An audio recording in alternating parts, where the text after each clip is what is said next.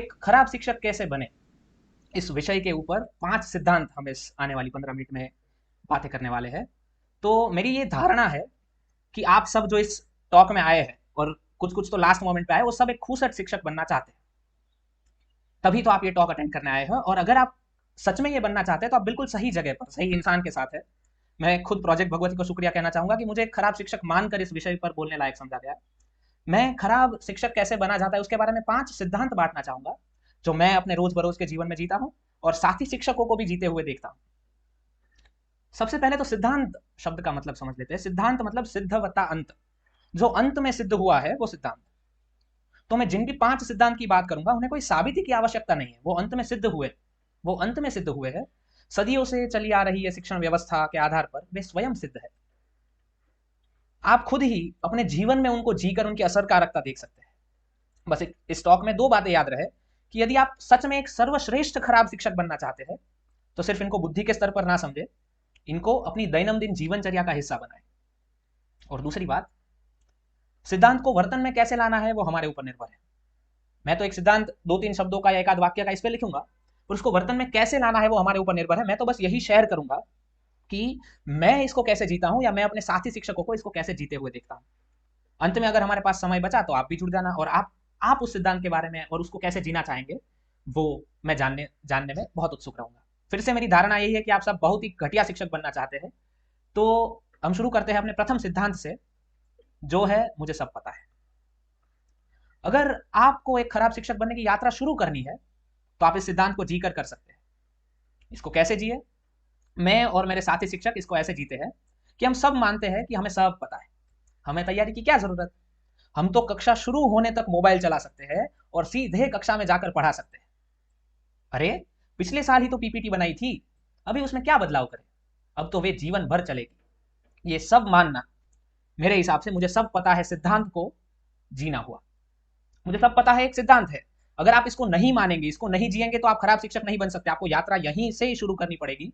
यह पहला पड़ाव है इस यात्रा का। अब इस यात्रा में, इस शिखर पर एक और पड़ाव ऊपर चढ़ना हो तो हम मानेंगे कि मैं अंतर्यामी हूं। एक खराब शिक्षक तभी बन सकते हैं आप, जब आप मानते हो कि मैं अंतर्यामी हूं। कैसे ये मानेंगे? मैं इसको कैसे जीता हूं अपनी जीवन दैनंदिन दिनचर्या में? मैं ऐसे जीता हूं कि मेरा विद्यार्थी जब आधा प्रश्न पूछे, तभी मैं उसके प्रश्न को पूरा समझ लेता हूं और उसको उत्तर भी दे देता हूं। उसको उतना समय क्यों दे, पूरा प्रश्न पूछने का समय क्यों दिया जाए, जब मैं अंतर्यामी हूं? मैं उसकी आंखों को देखकर बता सकता हूं कि उसका प्रश्न क्या है। पूरा समय क्यों इस बात पे देना उसको? अरे, इसको मैं और कैसे जीता हूं? तो अरे, मैं तो उनके मानस पटल को पढ़कर, उनकी आंख में देखकर, उन्हें उनके मानस पटल को पढ़कर मैं ये भी देख सकता हूं कि कौन सा बच्चा कौतूहल से प्रश्न पूछ रहा है और कौन सा सिर्फ कक्षा को परेशान करने के लिए पूछ रहा है। अब क्या करूं, मैं अंतर्यामी जो हूं। काफी बच्चे, जैसे ही मुझे पता चलता है कि वो कक्षा को परेशान करने के लिए प्रश्न पूछते हैं, मैं उनको नीचे बिठा देता हूं। ये मैंने अपने खुद के शिक्षक से सीखा है। मेरे खुद के एक खराब शिक्षक रहे हैं जिन्होंने मुझे ऐसे बिठाया था, तो ये मैं सीख गया वहां से कि नहीं, आपको अंतर्यामी होना पड़ेगा। आपको प्रश्न को देखकर, उस बच्चे की आंख में देखकर जानना पड़ेगा कि वो प्रश्न कक्षा को परेशान करने के लिए पूछ रहा है कि सच में उसको कौतूहल है। और आप जब तक अंतर्यामी नहीं है, तब तक खराब शिक्षक नहीं बन सकते। क्या करें? मैं तो अंतर्यामी हूं। आपको अगर अपनी यात्रा शुरू करनी है तो आपको पहले मानना पड़ेगा कि आपको सब पता है। उसको जीना पड़ेगा। मानना तो नहीं पड़ेगा, जीना पड़ेगा। फिर आपको जीना पड़ेगा कि आप अंतर्यामी है। पर पहले 2 सिद्धांत आप अगर जी रहे हैं ना, तो आप खराब शिक्षक तो है, पर अभी भी कुछ चारा है कि आप अच्छे बन जाए। तो हम अपनी धारणा पे जाते हैं और मानते हैं कि हमें अच्छा शिक्षक तो बनना ही नहीं है, हमें तो सबसे घटिया शिक्षक बनना है। तो ये 2 सिद्धांत अगर आप जी रहे तो चारा तो है कुछ, there is a scope for betterment. पर मैं मानता हूं कि यहाँ पर उपस्थित हर युवान सबसे अच्छा खराब शिक्षक बनना चाहता है। तो इस परिस्थिति में हमें आगे के 2 सिद्धांत जीने पड़ेंगे, जिसमें से एक सिद्धांत है सत्ता का संपूर्ण उपयोग। सत्ता का संपूर्ण उपयोग कैसे करें? तो मैं इसको ऐसे करता हूं कि मैं एक शिक्षक हूं। मेरे विद्यार्थी मेरी बात कैसे नहीं मानेंगे, ये मानकर उनको खूब डांटता हूं। अगर वे फिर भी नहीं सुधरते तो उनको मारता हूं। उन्हें सुधारना मेरा कर्तव्य है, और वे प्रेम से नहीं सुधर सकते, ऐसा मैं अंतःकरण पूर्वक मानता हूं।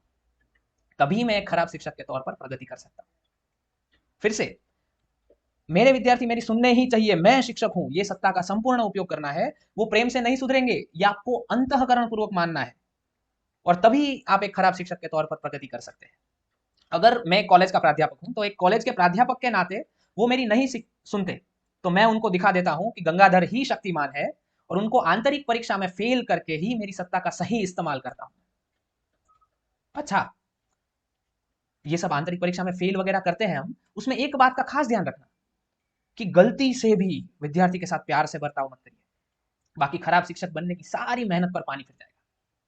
तो मुझे कैसे पता चलेगा कि मैं प्यार से बर्ताव कर रहा हूँ कि सत्ता से बर्ताव कर रहा हूँ? मुझे बस, मैं अपने लिए बस उतना ध्यान रखता हूँ वो दो शब्द के बीच में कि प्यार से तो नहीं ही करना है, मुझे खराब शिक्षक बनना है तो मुझे सत्ता का उपयोग करना है, पर मैं कहीं गलती से प्यार का उपयोग ना कर लूं, वरना तो सारा पानी फिर जाएगा। तो मैं कैसे ध्यान रखता हूँ कि प्यार और सत्ता में मैं कैसे जी रहा हूँ? तो मैंने अपने लिए एक परीक्षा बनाई है। वो परीक्षा कुछ ऐसी है कि अगर मैं अपने विद्यार्थियों के साथ जैसा बर्ताव करता हूँ, अगर वैसा ही वो मेरे साथ कर पाए तो वो प्यार है, अगर ऐसा नहीं है तो वो सत्ता है। तो मैं बहुत ध्यान रखता हूं कि मैं उनको मार मार के तोड़ दूं, पर वो मुझे मार ना पाए। तभी तो सत्ता का उपयोग है, तभी तो मुझे पता चलेगा कि मैं सत्ता से बर्ताव कर रहा हूं।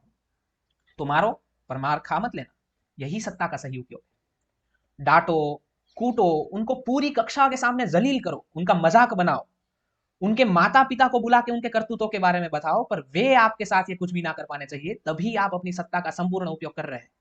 अरे कभी सोचिए, अगर वो बच्चा आपके माँ बाप के पास जाके आपकी शिकायत कर दे तो फिर तो आप उसे प्यार कर रहे हो, आप अपनी सत्ता का उपयोग नहीं कर रहे हैं। तो सत्ता का संपूर्ण उपयोग मतलब कि आप उसके साथ ऐसा ऐसा करिए जो आपके साथ वो कभी ना कर पाए, तभी आप इस सिद्धांत को जी रहे हैं। और अगर आप ये तीन सिद्धांत भी जी रहे हैं तो मेरे हिसाब से मुबारक हो, आप एक खराब शिक्षक बनने में बैचलर्स डिग्री तक तो पहुंच चुके हैं। अगर आपको खराब शिक्षक बनने में मास्टरी करनी है तो ये आने वाला सिद्धांत आपके लिए है, ये है लघुता।